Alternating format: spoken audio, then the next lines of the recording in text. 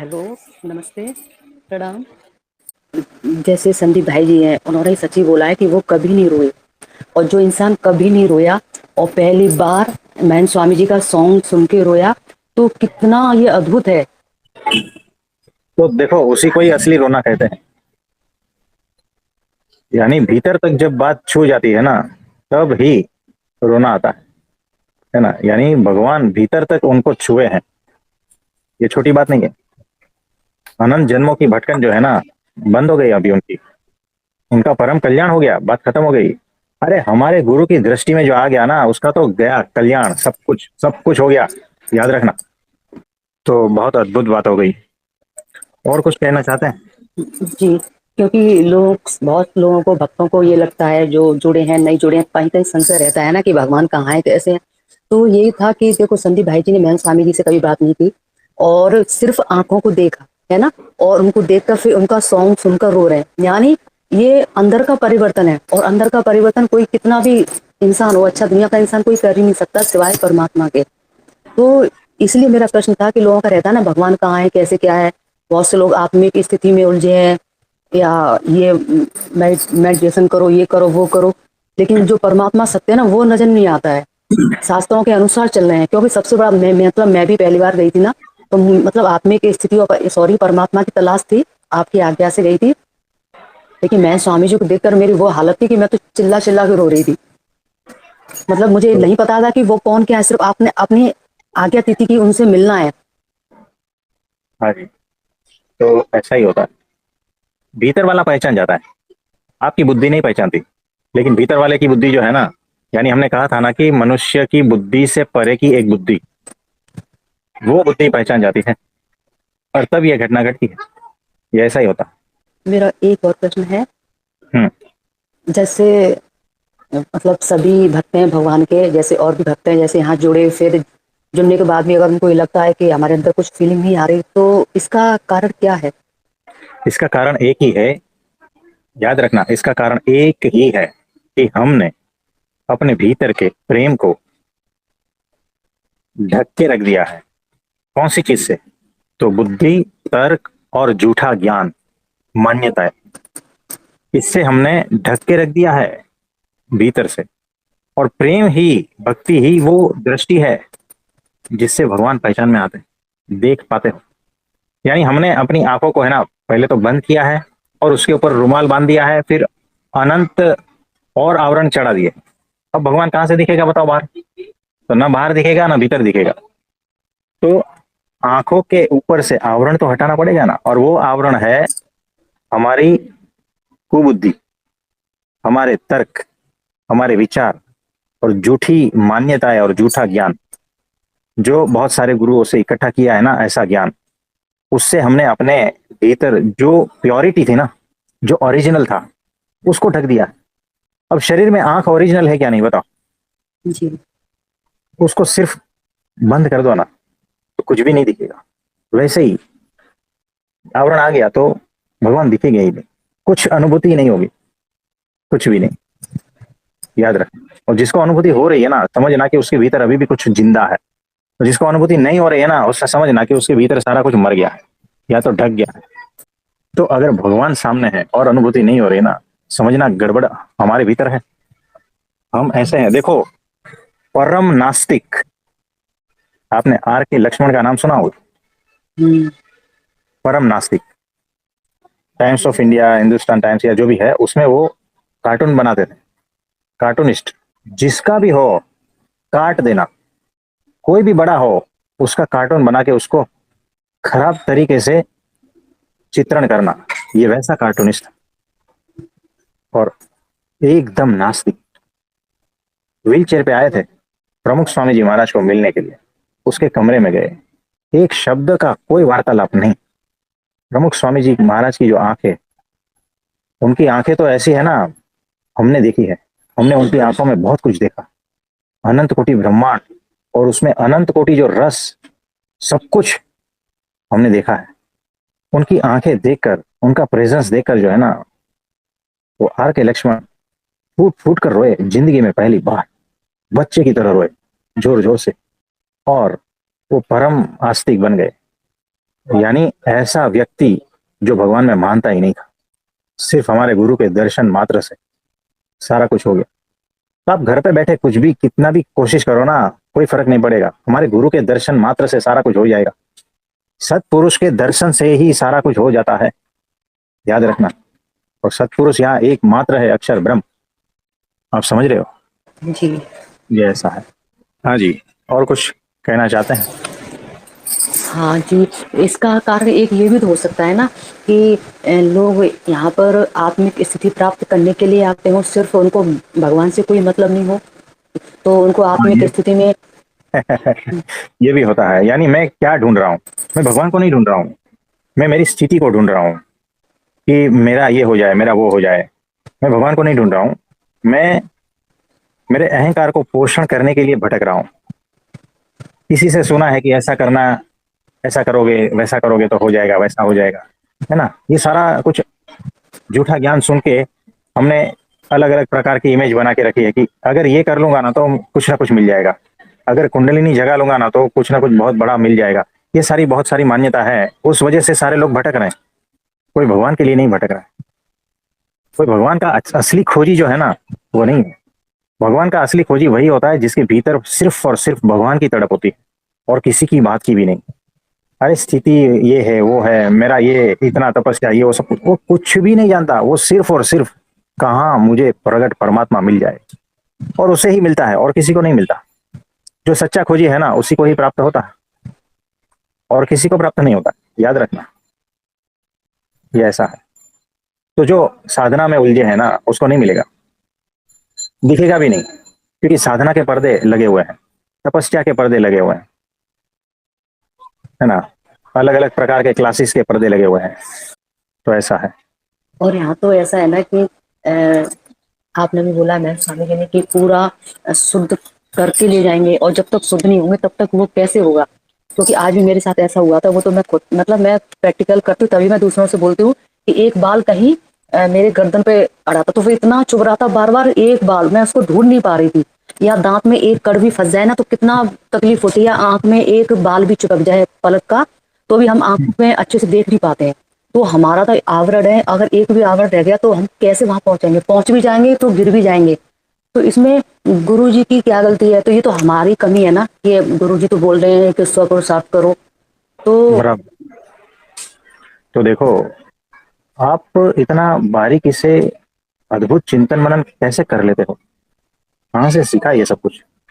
ये आपकी कृपा है। क्योंकि आपने एक बार बोला था ग्रुप में भी कि तिल के अनंत टुकड़े करो, इतने से भी छोटा अगर आवरण अंदर रहा तो वो भी हटाना है सत्पुरुष को, तभी वो मूर्ति धीमे धीमे बनेगी। और आपने भी बोला था कि स्व पुरुषार्थ करो और स्व चिंतन करो, फिर प्लस सत्पुरुष का आशीर्वाद। तो ये सारा कॉम्बिनेशन आप ही की कृपा है बस।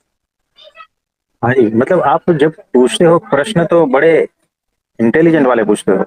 कहाँ से लाते हो इतना इंटेलिजेंस? ये भी आपकी कृपा है। कोई बात क्योंकि कोई। क्योंकि इसका एक कारण है। एक, क्योंकि मैं सभी से बोलती थी किसी को ब्लाइंड फेथ नहीं करना चाहिए, और एक भगवान पर करना चाहिए, किसी मनुष्य पे तो करना नहीं है।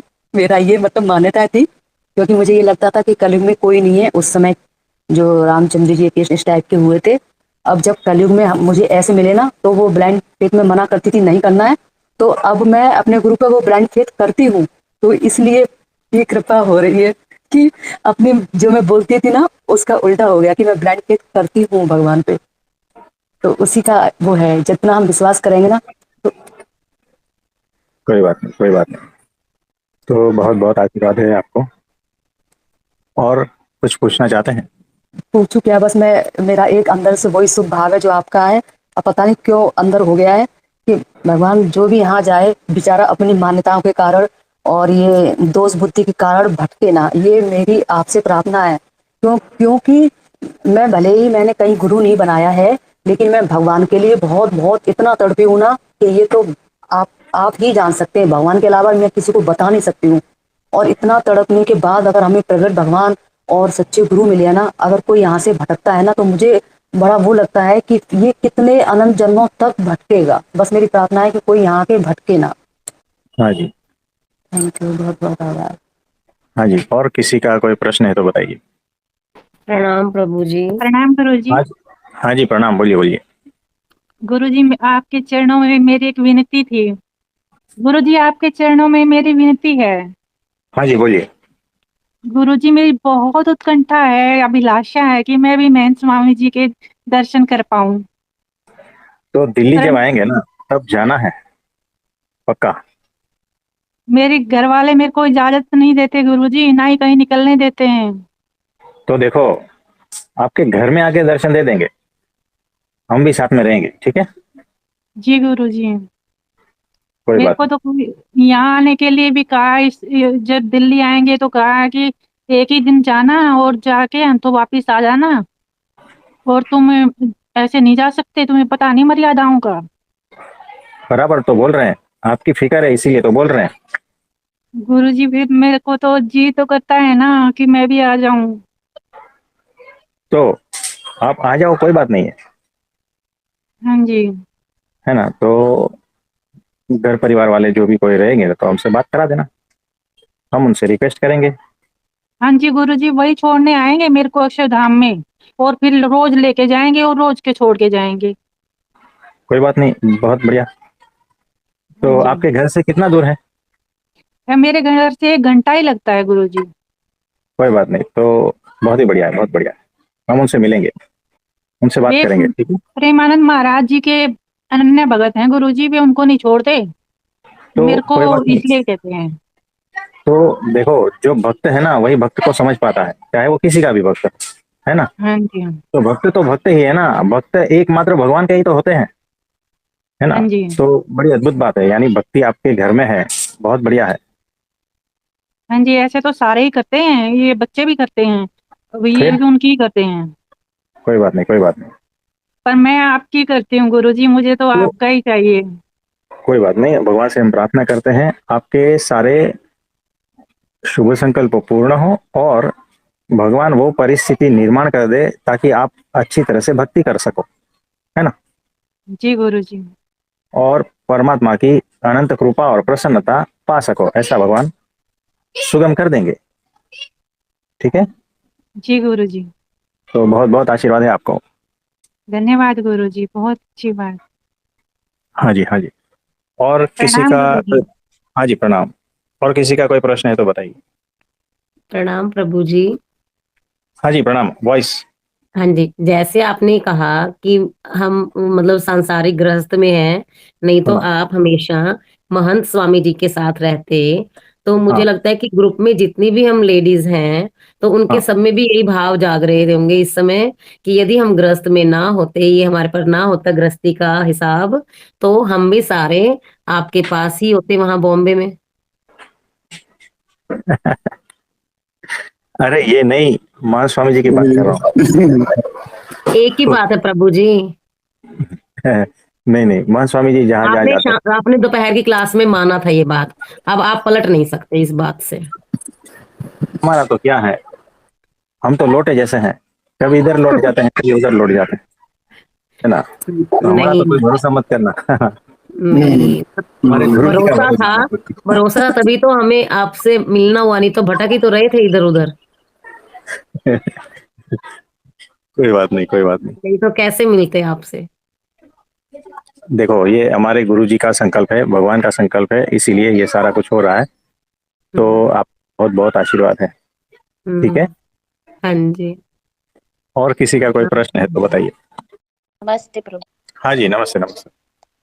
मैं ये कह रही थी, जो प्रमुख स्वामी जी महाराज थे, हाँ मतलब आप जैसे हम आपके कांटेक्ट में आए, आप सबसे पहले उनके कांटेक्ट में आए थे। हाँ जी। देखो, तो हम भी जो है ना भटक ही रहे थे, आत्मज्ञान होने के बाद भी भटकना है, याद रखना। हम्म तो उसके बाद में जो है, हम उसी तरह से ही भटक रहे थे कि प्रगट परमात्मा कहाँ मिल जाए, बस प्रगट भगवान चाहिए थे, उससे कम नहीं चाहिए था हमें। हम बहुत लोग बहुत गुरु के पास गए, बहुत धर्म पंथ संप्रदाय में जाकर देखा, ज्ञान तो ग्रंथों में बहुत था, वैसा व्यक्ति नहीं था सामने, वैसे सत्पुरुष नहीं थे सामने। हम सब जगह जाके आए, जैन से लेकर सब जितने भी इस प्रकार के संप्रदाय है ना इंडिया में, है ना। लेकिन जो सत्पुरुष, जो प्रगट परब्रह्म हम ढूंढ रहे थे ना, वो कहीं नहीं मिला। और जिस दिन मिला उसके बाद में सारा कुछ बंद, खत्म। जैसे शक्कर का टुकड़ा पानी से मिलता है ना, वो पिघल जाता है, फिर वापस कभी नहीं बाहर निकलता। बस हम वैसे हो गए प्रमुख स्वामी में, आप समझे? मैं ये कह रही थी फिर जब वो आपको मिले तो मिलने के बाद कितनी समय आप उनका जैसे सत्संग आप हमें सुनाते हैं वो आपको सुनाते थे, आप उनका सत्संग सुनते थे? फिर देखो, हमें सत्संग से क्या लेना देना, हम्म, सुन के थोड़ी हम हुए हैं, समझ के थोड़ी हुए हैं, देख के पिघल गए, बात खत्म हो गई। कोई चीज की आवश्यकता नहीं थी, एक शब्द भी, कोई उपदेश नहीं, कुछ भी नहीं। अगर सारी पृथ्वी पर से सारे शास्त्र भी हट जाते, सारा ज्ञान भी हट जाता, सारा सत्संग भी हट जाता, और एकमात्र हमारे गुरु रहते हैं ना सामने, और हम रहते हैं ना, तो भी हम उनके ही थे। तो सत्संग सुन सुन के थोड़ी समझा है उनको, भीतर का जो था ना उससे समझ गए। आप कितना भी लेक्चर दो आपकी जबान को, जब उसे प्यास लगती है ना, तो पानी के अलावा और कुछ नहीं चाहिए। और जब वो पानी पीता है तब ही शांति होती है, और उसे कोई लेक्चर की जरूरत नहीं है। आप समझ रहे हो कुछ? हाँ जी। ये वो घटना है, हाँ, जो शब्दों से परे की है, तो ज्ञान से परे की है, सब कुछ से परे की घटना है ये, है ना? तो ऐसा है। गुरु जी के मिलते ही आप उनमें उनके जैसे बन गए। बात खत्म हो गई, भटकना सब बंद। तो आज के लिए इतना, ठीक है? आप सभी को मेरा नमस्ते, प्रणाम।